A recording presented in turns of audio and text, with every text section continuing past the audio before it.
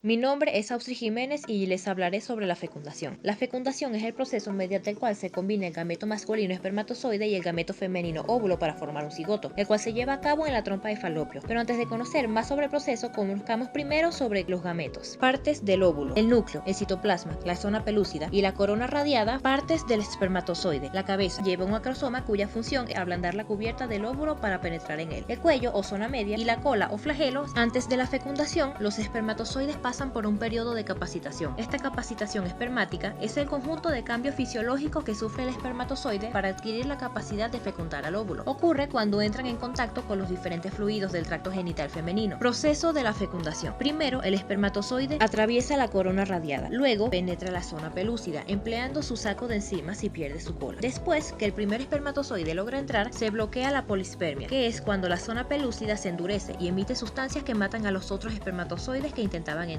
Una vez dentro, el pronúcleo masculino se une al femenino y se fusiona el material genético, 23 cromosomas que aporta el espermatozoide con 23 cromosomas que aporta el óvulo, haciendo así 23 pares de cromosomas, es decir, 46 cromosomas en total. Y finalmente, el óvulo fecundado ahora es un cigoto. Mi nombre es Jorge Alberto Muñoz Flores y les voy a presentar el desarrollo germinal. La etapa bicelular se alcanza alrededor de las 30 horas. Después ocurre la etapa de la mórula alrededor de 3 días. A partir del cuarto día empieza a entrar líquido hacia los espacios intracelulares. A partir de este momento se le conoce como blastocito, debido a que el líquido que entra se le va a llamar blastocele. En la imagen que pueden ver, en la parte azul se le va a llamar embrioblasto y la parte delgadita alrededor se llama trofoblasto. A partir del día 6 y 7 el trofoblasto empieza a implantarse en el útero. A partir del día 8 se forma el disco bilaminar. El embrioblasto evoluciona a epiblasto e hipoblasto. En el día 9 ocurre la etapa lacunar. Los trofoblastos evolucionan a citotrofoblasto y sincitotrofoblasto. En citotrofoblastos empiezan a generar lagunas trofoblásticas durante el día 9 y el día 10 y se forma el saco vitrino primitivo. En el día 11 y 12 los citrotrofoblastos crean una cavidad extramembranaria y las lagunas trofoblásticas se empiezan a nutrir del útero. Por último, en el día 13 y 14 el blastocito tiene una forma más definida de su evolución.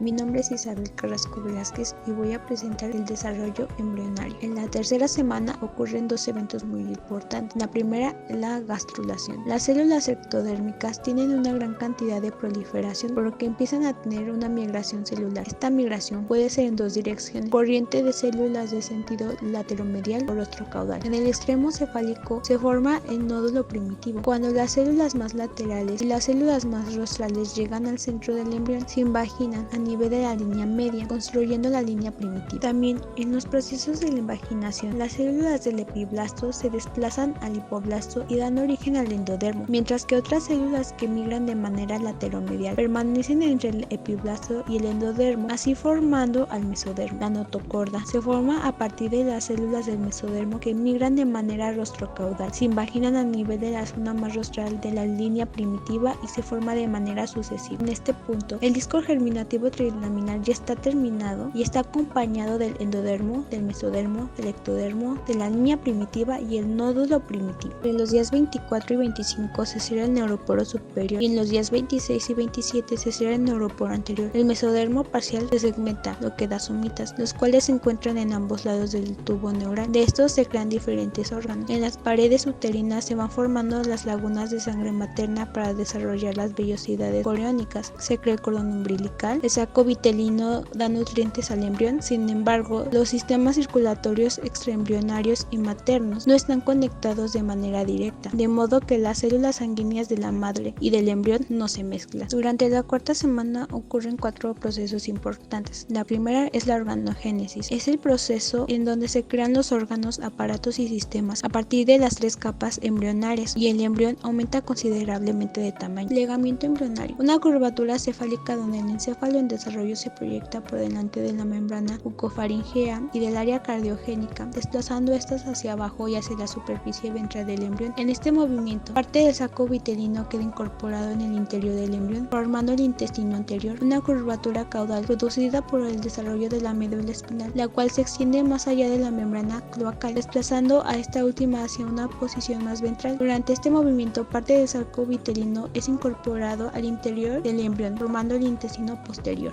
El tercer proceso es la formación de las placodas óticas y las placodas del cristalino. El cuarto proceso es la proliferación celular. La porción más rostral del tubo neural se da el proceso de la proliferación celular, el cual baja esta mostrando 3 abultamientos bastante definidos llamados vesículas cerebrales. Esta etapa se conoce como etapas de 3 vesículas, que son las vesículas primarias. Cada una de ellas recibe un nombre: el cerebro anterior, que es el prosencéfalo, el cerebro medio, que es el mesencéfalo, y el cerebro posterior, que es el rombencéfalo, y del resto se forma la médula espinal. En la quinta semana, la proliferación activa de neuroepitelio hace que aparezcan en él 3 flexiones: cervical, cefálica y pontil. La aparición de estas curvaturas permite la formación de vesículas cerebrales secundarias llamadas ahora etapa de 5 vesículas. Así, el prosencéfalo se subdivide en la parte más rostral llamada telencéfalo, seguida por el diencéfalo. El mesencéfalo no se subdivide, y por último, el rombencéfalo se subdivide en metencéfalo y el mielencéfalo. Cada una de estas vesículas nos da estructuras neurales. Por ejemplo, el telencéfalo nos da los hemisferios cerebrales, el diencéfalo nos da el hipotálamo, el tálamo y el epitálamo. El mesencéfalo nos da el tectum y el tegmentum. El metencéfalo nos da el cerebelo y el puente troncoencefálico, mientras que el mielencéfalo nos da el bulbo raquídeo. Sexta y séptima semana. El cerebro del embrión se transforma en 5 áreas diferentes. Algunos nervios craneales son visibles. En la sexta semana, su cabeza aparecen 2 pequeños hoyos de lado a lado. Después darán paso a sus orejas y oídos. Su cabeza se doblará hacia el cuerpo y en su cabeza y cuello se esbozará la mandíbula inferior y su laringe. Su cabeza es muy grande respecto al resto del cuerpo y las extremidades son muy cortas. En el rostro se distingue perfectamente los ojos, la nariz, la boca y las orejas. En la séptima semana, el embrión sigue teniendo una cabeza muy grande en comparación del resto del cuerpo. El cerebro se divide en 2 hemisferios y va aumentando de tamaño, y empieza a aparecer las fosas nasales y las órbitas de los ojos. Los tejidos y los órganos formados en la fase embrionaria empiezan a madurar. Octava semana, el rostro del bebé ya está más definido y tiene párpados, nariz y labios superiores. Oficialmente termina el periodo embrionario y el embrión pasa a llamarse feto. Se ha formado el esbozo de todos los órganos del futuro bebé y ya empieza a tener una forma humana.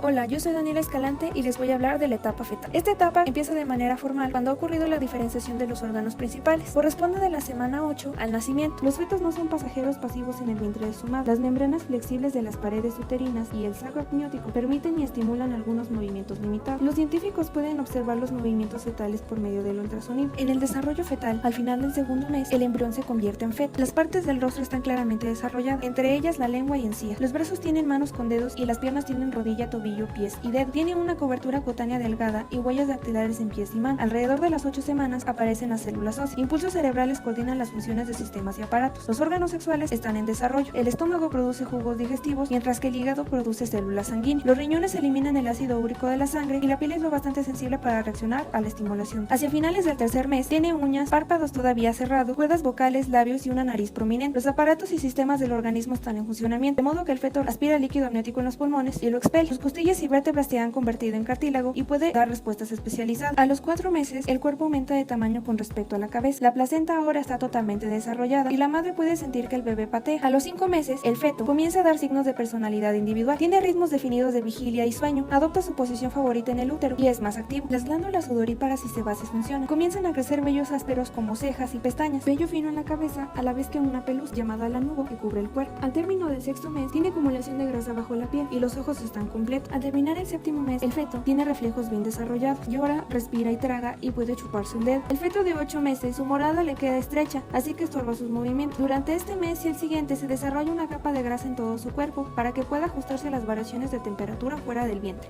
Alrededor de una semana antes de nacer, el feto deja de crecer, surgen nuevas acumulaciones de grasa, los aparatos y sistemas orgánicos operan mejor, el pulso se acentúa y se expelen más desechos por el cordón umbilical. Soy Jimena Paola Hernández Elizalde y voy a hablar del desarrollo cerebral postnatal en bebés humanos. Este se centra principalmente en el desarrollo de la corteza prefrontal, que es la última parte del cerebro que alcanza la madurez y en la cual se piensa que controla muchas de las capacidades cognitivas superiores. Comenzando con el crecimiento postnatal del encéfalo, este cuadruplica su volumen entre el nacimiento y la vida adulta. Esto se debe a 3 tipos de crecimiento: la sinaptogénesis, la mielinización y el aumento de la ramificación de dendritas. En cuanto a sinaptogénesis, parece que hay un incremento en el ritmo de la formación de sinapsis en este periodo de recién nacido. Después de esta sobreproducción hay un periodo de poda selectiva, izquierdo. En cuanto a mielinización, aumenta la velocidad de la conducción axónica. Del lado izquierdo podemos ver un ejemplo de la mielinización de un axón y del lado derecho un ejemplo de la conducción en un axón mielinizado. Aquí la vaina de mielina no permite la corriente del sodio hacia adentro, por lo que el potencial de acción se tiene que dar en los nódulos de RAM. Este salto del potencial de acción de un nódulo a otro se conoce como conducción saltatoria. Después, el aumento de la ramificación de dendrita. Del lado izquierdo vemos la ramificación de un recién nacido, luego a los 3 meses, a los 6 meses y a los 2 años. Del lado derecho vemos un ejemplo de la poda selectiva. Aquí vemos la ramificación de un recién nacido, luego el aumento a los 6 años y la disminución a los 14 años. En cuanto a corteza prefrontal, esta interviene en la memoria de trabajo, que es lo que conocemos como la memoria a corto plazo, la planificación y ejecución de secuencias de acciones y la inhibición de respuestas que son inadecuadas en el contexto actual, pero no en otros. Mi nombre es Ricardo Jared Leija Ruiz. Comenzamos con el tema de las enfermedades, las cuales se pueden dar durante el desarrollo. Algunas de estas se deben ya sea por un defecto en el tubo neural o por un fallo en la migración neuronal, entre otras causas, claro. Por ejemplo, tenemos la anencefalia, en la cual el bebé nace sin cráneo y puede deberse a que la madre tomó poco ácido fólico durante el embarazo. El diagnóstico se puede dar durante el embarazo y es muy probable la muerte del recién nacido. Continuamos con la encefalomeningocele, la cual es un defecto en el que se forma una bolsa entre la tercera y cuarta semana y se puede diagnosticar durante o después del embarazo. La lisencefalia, o mejor conocida como cerebro liso, se da por una migración neuronal defectuosa y puede causar déficit en el desarrollo físico y mental del bebé. También tenemos la espina bífida, que es cuando la columna no se cierra completamente o de forma correcta durante el primer mes. Normalmente los bebés que nacen con este defecto tienen una inteligencia normal. Existen 3 tipos de espina bífida, la cual es la mielomeningocele, la espina bífida oculta y la meningocele. Continuamos con la malformación de Chiari, la cual trata o consiste en que el tejido cerebral desciende por el canal espinal. Esto es, por ejemplo, en la imagen se puede mostrar como el cerebelo se está deslizando por el tubo neuronal y bueno, no suele tener muchos problemas, solamente es más que nada el problema que puede agravarse por la malformación que se está dando.